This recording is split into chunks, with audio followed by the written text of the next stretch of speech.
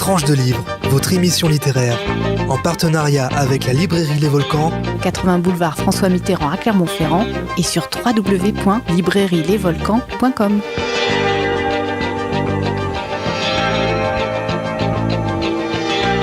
Bonjour à toutes et à tous.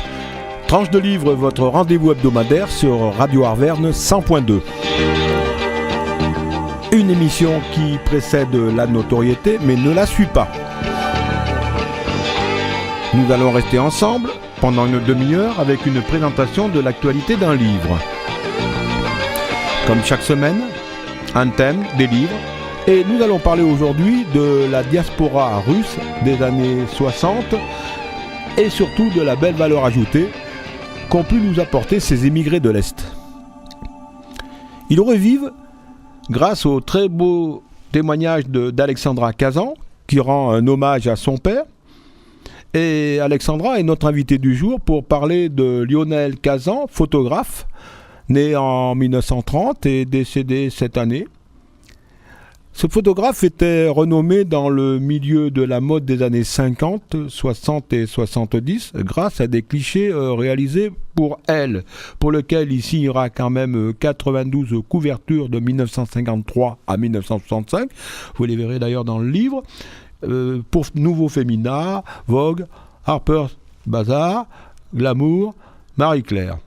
Et Lionel Kazan va laisser d'innombrables trésors que sa fille va nous expliquer comment elle a découvert ces grandes boîtes Easton Kodak, des photographies inédites de Brigitte Bardot, Catherine Deneuve, et même d'un Fernandel inattendu, et aussi des plus grandes vedettes de cette époque comme Roger Vadim, en passant par Ingrid Bergman et Coco Chanel. Pour ne pas oublier Yves Saint-Laurent, à l'évidence.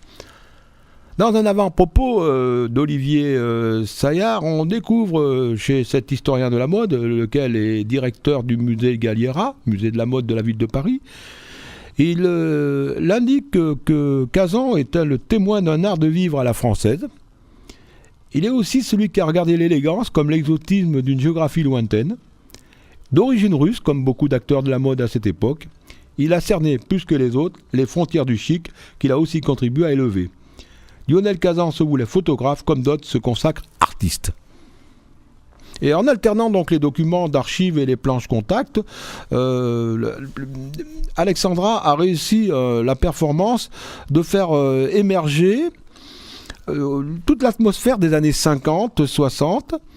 Il faut savoir que la diaspora russe est une des diasporas les plus importantes du monde. Vous avez 25 à 30 millions de Russes qui sont éparpillés dans le monde. Et dans les années 50, on ne comptait plus les personnalités célèbres qui portaient des noms à consonance russe et certains qui avaient francisé leur nom d'ailleurs, comme Kazan. Alexandra nous expliquera ça tout à l'heure. Nous avons Pierre Lazarev, Romain Gary, Pierre Dmitrienko, Joseph Kessel, Hélène Lazarev, Francine Duplessis-Gray, dont la maman est un mannequin qui s'appelait Tatiana Yakovleva. Vous avez donc en fait toute un panel de personnages qui vous fera découvrir à Alexandra dans notre entretien. Je vous propose donc un morceau musical qui certes est très connu des publicistes, mais qui a été composé par un russe, Shostakovich. J'arriverai à prononcer le nom, parce que là je vais avoir des difficultés à prononcer les noms russes. A tout de suite.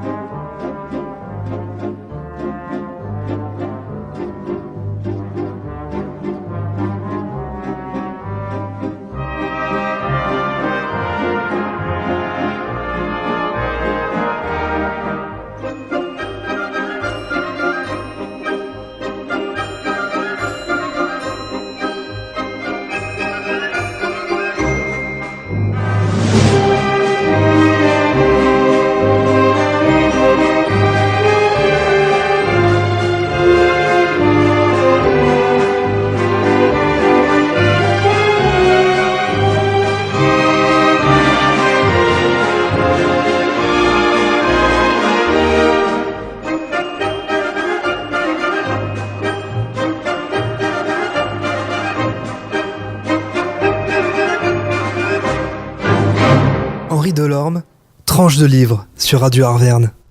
Bonjour Alexandra.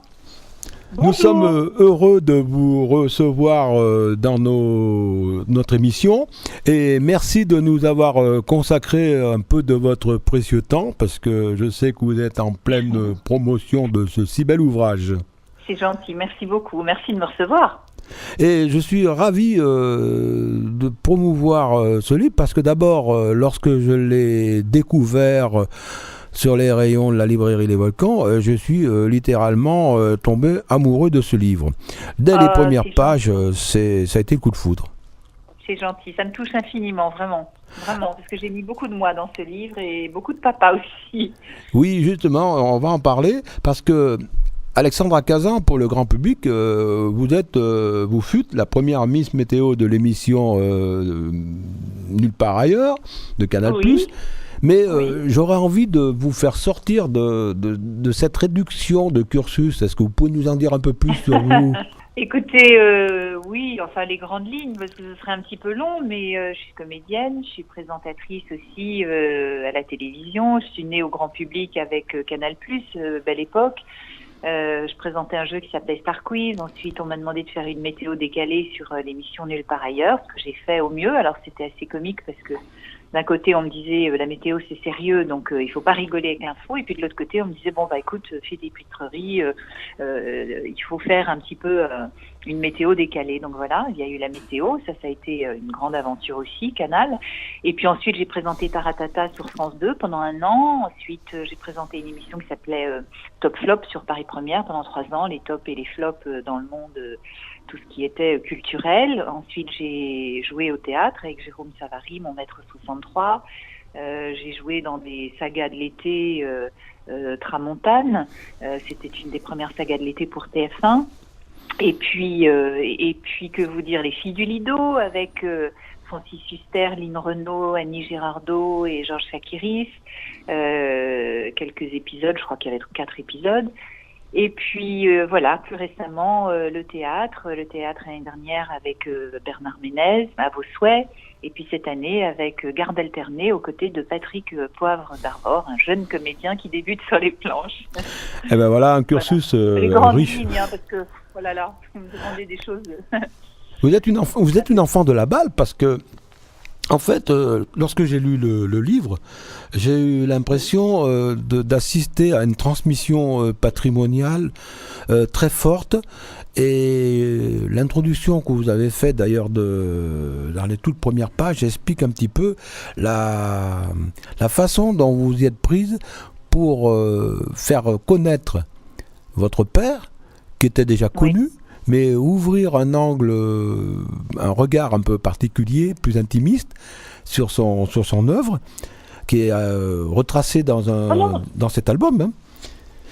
C'est-à-dire que quand papa est tombé malade il y a 6-7 ans, j'ai pu avoir accès à son matériel photo, parce que papa était très secret sur son travail et sur sa vie privée. Et finalement, mon frère et moi savions assez peu de choses sur sa vie, sur l'homme, et surtout sur le photographe qu'il avait été. Donc tout à coup, j'ai eu accès à des archives. Ça m'a donné envie de tirer la bobinette, comme on dit, et d'aller creuser un petit peu et d'aller voir plus loin. Donc je suis allée aux archives de Elle. Je pensais y passer 2 heures. J'y ai passé 3 journées entières, tellement il y avait de photos que j'étais complètement découverte. Je ne connaissais pas du tout. Et puis ensuite, pareil pour Marie-Claire. Ensuite, je suis allée aux États-Unis chez Vogue. Le groupe Condé Nast US, il a travaillé pour Vogue, il a travaillé pour Glamour, et finalement c'était une période très étrange parce qu'au fur et à mesure que mon père perdait sa mémoire et déclinait, et moi je rejoignais ses jeunes années et toute sa carrière que j'essayais de reconstituer, évidemment seul, puisqu'il n'était plus à même de m'aider, et même quand il était très peu bavard sur sa vie. En fait, je savais que c'était un photographe de mode, mais on n'en parlait pas à la maison. Voilà, c'était un travail.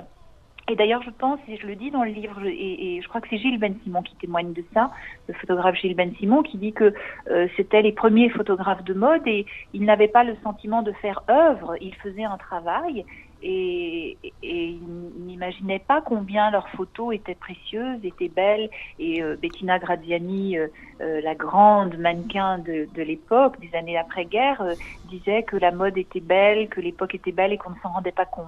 Voilà, alors, j'ai fait un grand voyage dans le temps, c'était assez nostalgique et assez émouvant. J'ai retrouvé les personnes qui étaient encore en vie et qui pouvaient témoigner de ces années-là et je me suis régalée à faire ce livre vraiment et à découvrir finalement cet homme qui était mon père qui est mon père et que je connaissais sur un plan professionnel assez peu, même sur un plan privé d'ailleurs. Et lorsque j'ai évoqué la lecture de votre album avec une amie, elle me dit mais elle découvre les photos là, mais son père lui en parlait jamais. Et enfin c'est là que je lui ai dit qu'il a fallu attendre un grand nombre d'années pour que vous enleviez ce fameux cadenas qui ouvrait le coffre de trésors de photos que vous avez découvert en fait. Hein. Ben exactement, c'est exactement ça. Voilà. Alors là, c'est vrai que la relation avec votre père, s'est faite tout au long de l'existence. Est-ce que je pense que la fin de la vie de votre père, parce que je rappelle aux auditeurs, avec toute la délicatesse que je vous dois, que votre papa est décédé en 2016. J'allais vous poser la question. Oui, le 16 février 2016. Oui, le 16 février 2016 et le livre est sorti le 15 avril 2016. Et c'est mon grand regret, mon grand chagrin, parce qu'évidemment, j'aurais tellement aimé pouvoir lui remettre le livre en main propre. Il avait vu des maquettes sur ordinateur, il était content, je sais qu'il était content. Moment un petit peu de lucidité, mon papa souffrait de la maladie d'Alzheimer, mais je ne sais pas s'il se rendait vraiment bien compte. Voilà, donc le livre, pour moi, j'ai pas pu le lui remettre, et ça c'est une grande tristesse. Voilà, enfin, j'espère que de là où il est, de là-haut, il est content. Je voulais vous donner cette occasion de le dire. Je me suis longtemps posé la question si j'allais poser la question en me disant que j'allais remuer le couteau dans la plaie. Mais c'est un bel héritage patrimonial. Il va être fier de vous parce que les photos relatent en fait toute l'histoire de la mode. Et beaucoup de personnes pensent que la mode, c'est un art mineur, c'est une superficialité. Ceux qui ont gravité autour de la mode, pour moi, ont fait l'histoire du pays. Parce que à travers la mode, il y avait les photos des femmes qui, dans leur habillement, traduisaient l'évolution de leur émancipation. Newton d'ailleurs avait fait ce genre de démarche progressive et il était allé jusqu'au nu, ce que votre père faisait certainement moins, mais en habillant ou en déshabillant les femmes, les photographes montrent que les femmes maîtrisent leur corps, décident d'elles-mêmes et on voit à travers les photos toute l'évolution de la société. C'est pour ça que c'est un livre d'histoire, et une belle histoire. Voilà. Alors c'est ce que j'ai voulu. J'ai voulu raconter à la fois l'histoire d'un homme. Aujourd'hui, personne ne se souvient de Lionel Cazan, photographe, mais je sais que dans son temps, il a été un photographe assez réputé dans le monde de la mode. Alors c'était quelqu'un qui n'était pas du tout dans le marketing comme on dirait aujourd'hui, donc son nom n'a pas on l'a un petit peu oublié parce que lui-même ne cultivait pas ça. Il n'avait encore une fois pas conscience de la beauté de ses photos et du talent qu'il avait. Et puis donc livre d'un homme et livre d'une époque, et ça a été très important pour moi parce que ce sont les années d'après-guerre. Peu de temps après la guerre, les femmes ont envie d'être belles, ont envie d'être coquettes, ont envie de il y a le new look créé par Christian Dior, beaucoup de tissus, des tailles fines, des épaules comme ça assez relevées. Enfin voilà, il y a une coquetterie. Alors Bettina Graziani, pour la reprendre encore une fois, disait il y avait beaucoup de sophistication, les gants, les ceintures, les petits chapeaux. La mode était très féminine. Dans le livre de papa, ça m'a beaucoup marqué parce que je retrouve des photos avec il y a des rouges à lèvres, des petites bouches comme des fraises, comme ça, très très coquettes, très féminines. Et j'ai voulu raconter l'évolution. C'est pour ça que j'ai fait le livre dans un ordre chronologique. On démarre dans les années 54-55 et on finit début des années 70. Et on voit l'évolution des vêtements. C'est assez amusant, je trouve. Il est très structuré, votre livre, mais avec une certaine fantaisie. Et moi, ce que j'ai aimé, c'est la fantaisie du livre, et surtout une originalité. Ça vient peut-être certainement de votre statut personnel, parce que vous avez fait les textes, qui sont d'ailleurs d'excellente qualité, et vous les avez faits de façon bilingue, c'est-à-dire en français et en anglais, ce qui rend votre livre absolument international. Donc, c'est-à-dire que je suis américaine puisque je suis née à New York. Mes parents se sont connus à New York et donc mon frère et moi sommes nés là-bas. Ma langue maternelle c'est l'anglais et puis papa a fait une carrière aussi aux États-Unis. Donc c'était un petit peu intéressé que le livre soit dans les deux langues avec l'idée d'éventuellement le faire connaître aux États-Unis dans un deuxième temps. Mais je tiens à préciser que les textes français sont de moi et que ce n'est pas moi qui ai fait la traduction en anglais. C'est un traducteur qui a fait la traduction et puis j'ai corrigé les choses à l'intérieur. Votre modestie vous honore, mais vous avez validé et c'est parfait. C'est vous qui êtes le maître d'œuvre du livre. Oui. Et j'ai beaucoup insisté pour qu'il y ait cette version anglaise. D'ailleurs, Kazan, j'ai regardé, Kazan, c'est pas Kazan, c'est Kazantsev. C'est-à-dire que votre père était russe, issu de la génération qui avait fui la révolution russe, si je ne me trompe pas. Non, mon grand-père a fui la révolution russe. Il avait à peine 20 ans. Il a quitté la Russie contraint et forcé. Il a atterri dans le port de Marseille. C'est là qu'il a rencontré ma grand-mère, qui était polonaise. Et mon père est né à Monaco. Et donc, il a passé toute son enfance, disons, sur la Côte d'Azur, avec toute cette diaspora russe dont sont issus des gens comme Kessel, comme Romain Gary, pour parler des personnes les plus connues. Mais enfin bon, il y avait l'église russe de Nice où mon père a été baptisé. Donc tout ça a eu une influence dans nos vies à nous, dans notre vie familiale, mais également dans sa vie professionnelle, puisque comme je le dis dans le livre, les rencontres avec Hélène Gordon-Lazarev, qui est également russe, avec Romain Gary, avec Kessel, avec ensuite Alex Lieberman. Enfin voilà, il y avait une Russian connection. Oui, justement, vous évoquez un terme que je trouve absolument adorable, c'est russitude. Est-ce que vous sentez l'âme russe, vous ? Oh là là, mon Dieu, malheureusement. Pourquoi malheureusement ? Malheureusement, je le dis avec beaucoup d'humour et beaucoup de tendresse, parce que les Russes ont le tempérament slave n'est pas toujours facile, ni pour soi, ni pour les autres. Ça monte et ça descend, mais il y a quelque chose effectivement de très artistique, de très sensible. Il y a une fibre, je crois, qui nous caractérise et que je revendique très fort, bien sûr. On est en pleine guerre froide en plus. L'humour, Parce que, je dis malheureusement parce que c'est fatigant, voilà. Je vous ai coupé, je vous prie de m'excuser. Simplement, on est en pleine guerre froide et c'est vrai qu'on oppose maintenant encore à nouveau le bloc de l'Est et le bloc de l'Ouest. Et votre livre est une réconciliation entre l'Amérique et la Russie parce que vous êtes des deux. Et ça, c'est formidable, ça tombe à point nommé. Ce qui m'a aussi interpellé dans la lecture de votre superbe album, parce que je le feuillette encore avec plaisir, et c'est l'intervention de Marc Allégret, le cinéaste, qui est rentré dans la vie de votre père. Ça, c'est assez curieux. Le cinéaste a eu une influence sur le photographe. Est-ce que vous pouvez nous en dire plus ? Écoutez, j'ai cherché et pendant la confection du livre, j'ai trouvé des pistes, puisqu'encore une fois, mon père parlait assez peu. Alors, quand on était petit, on entendait souvent parler d'Yves et Marc Allégret. On entendait beaucoup parler de Simone Signoret aussi. Ma grand-mère connaissait Simone. Dans quel contexte, je ne sais pas. Mais ils se connaissaient, je savais ça, mais je ne savais pas comment et je ne sais toujours pas comment et qui faisait quoi. Enfin voilà, j'ai retrouvé par hasard incidemment en achetant un livre de Marc Allégret. Il y en a pas beaucoup de livres sur Marc Allégret. Je trouve ça assez regrettable et triste parce que Marc Allégret est quand même le découvreur de talents tels que Fernandel, de Gérard Philippe. Il a beaucoup œuvré pour le cinéma et je trouve qu'on lui rend pas grâce du tout. Et donc j'ai lu ce livre et j'ai retrouvé des photos et ces photos ressemblaient étrangement à des photos personnelles de papa. Et puis en feuilletant ensuite des magazines nouveaux féminins, j'ai appris que Marc Allégret avait offert son premier appareil photo à papa à l'âge de 12 ans. Alors on est en 42, ça se passe au château de l'Horizon à Golfe-Juan et c'est la guerre. Marc Allégret a fui la zone occupée, refusant de collaborer dans ses films avec les Allemands, et donc atterrit donc sur la Côte d'Azur. Comment mes grands-parents rencontrent Marc Allégret, comment ça se passe, j'en sais rien, mais toujours est-il que je sais qu'ils se sont écrits, puisque j'ai retrouvé une lettre que j'ai mise d'ailleurs dans le livre. Oui. Marc Allégret avait un côté un peu paternel, un peu protecteur envers mon père, et l'a sans doute guidé, conseillé au début de sa carrière, certainement. Il connaissait Vadim aussi. Enfin voilà, tout ça était une petite, un petit monde comme ça, très copain.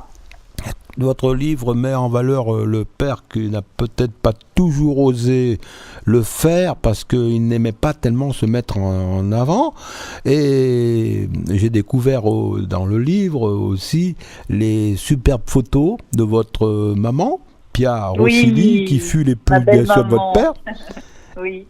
Et dans ce livre, j'ai découvert la place qu'occupait votre mère avec l'humour qu'elle était capable de développer pour vous faire ressortir les anecdotes. Il y en a une notamment sur la réception d'amis, parce que le livre il est très épais, vous aurez de quoi vous régaler, mais je voudrais faire ressortir cette anecdote. Il ne faut pas tout dévoiler. Et là, il y a une petite anecdote quand même assez sympa de la réception d'amis qui a été narrée par Pia, votre mère, et qui définit pour moi toute la personnalité et la sensibilité de votre père. En gros, c'était quoi ce petit truc-là? C'est curieux, là. Alors, mes parents, les deux d'ailleurs, avaient énormément d'humour. Et c'était, je crois, ce qui les réunissait beaucoup. Et donc, c'était une fête totalement improvisée. Je me souviens plus du nom du groupe, mais c'est un groupe qui cartonnait à l'époque et qui se produisait dans une boîte de nuit fréquentée par toutes les stars du moment à New York. Et mon père, comme il était fou, c'était le début du twist, il était absolument fou de cette danse, de ce son, de ce rythme. Et donc, il est allé voir le groupe et il leur a dit venez dans mon studio, venez vous produire dans mon studio. Et le groupe a dit oui. Alors, je ne me souviens plus du nom du groupe là tout de suite, mais ils sont évidemment très très connus. Et donc, ils ont dit oui. Alors, c'est un coup de bluff de la part de mon père. Et finalement, on a invité des amis, qui ont invité des amis, qui ont invité des amis, ce qui fait que tout le métier de la mode s'est retrouvé dans le studio de mon père. Et ça a fait la fête était tellement réussie, il y avait tellement de boucans que les voisins ont appelé la police, et que la police, une fois là, sur place, ont vu évidemment toutes les mannequins les plus belles les unes que les autres. Ils étaient complètement captivés et complètement ébahis. Et mon père leur a offert un verre, et puis finalement ils se sont joints à la fête, et puis ils se sont mis à danser avec les belles mannequins et avec tout ce petit monde, ce petit microcosme. Voilà, c'était des années d'insouciance, et maman le raconte assez bien dans le livre d'ailleurs. Alors l'épisode des ballons rouges, je le laisserai au lecteur le soin de se plonger dans ce superbe album, témoignage sur des années qui correspondent pour certaines à celles de quasiment votre naissance. Bon, les 60s, c'était une époque complètement dingue. Si vous deviez la comparer par rapport à notre époque, est-ce que vous pensez que comme disent beaucoup de gens, c'était mieux avant, ou comment vous le ressentez, ce regard? Oui, bien sûr. C'est-à-dire que quand on a connu cette époque, moi je l'ai connue vraiment toute petite fille. J'avais mon prisme de petite fille. Alors évidemment, on dit toujours que c'est mieux avant. C'est un peu agaçant de dire que c'est toujours mieux avant. Le fait est, c'est que je crois que c'est mieux avant. Mais bon, pour ceux qui n'ont pas connu avant, maintenant c'est très bien. Je crois. Je sais pas. Je crois que c'est autre chose. Mais c'est vrai que voilà, c'est plus. La période, en tout cas actuelle, n'est pas simple pour personne, et c'est une situation qui n'est pas simplement la nôtre en France, mais mondiale. Donc oui, ça n'a rien à voir. C'était peace and love, c'était baba cool, c'était faire l'amour, pas la guerre, les fleurs dans les cheveux. Enfin, même si c'était très candide et naïf, j'aimerais bien aujourd'hui qu'on revienne à ça. Alors, pour y revenir, c'est simple, puisque l'émission va toucher malheureusement à sa fin. Pour y revenir, le meilleur moyen, c'est carrément de se plonger dans ce superbe album Lionel Kazan, photographe, raconté par sa fille, pour 40 €. Moi, je pense que pour la fête des mères et des pères, vous avez une belle occasion de faire plaisir à vos parents, parce que l'hommage que rend Alexandra est bouleversant. Écoutez, c'est très gentil, c'est adorable. Vous faites de la promo, c'est merveilleux. Bon, une promo, pardonnez-moi, j'ai un chat dans la gorge. La promo, je vais vous dire franchement, je suis fan, donc je voudrais faire partager ce livre et vous remercier, Alexandra, pour votre gentillesse et votre patience, pour ce merveilleux moment passé en votre compagnie. Merci à vous. Et pour rester dans la russitude, je vais pour reprendre l'expression de votre magnifique album, un morceau de musique de Vladimir Vysotsky. Je vais arriver à prononcer ces patronymes russes, pardonnez-moi, mais un magnifique morceau qui va vous renvoyer à vos racines. Oui, merci beaucoup. Et je vous souhaite la meilleure des choses qui puissent arriver à votre livre. Au revoir, Alexandra. Merci infiniment, Henri. Au revoir. Au revoir.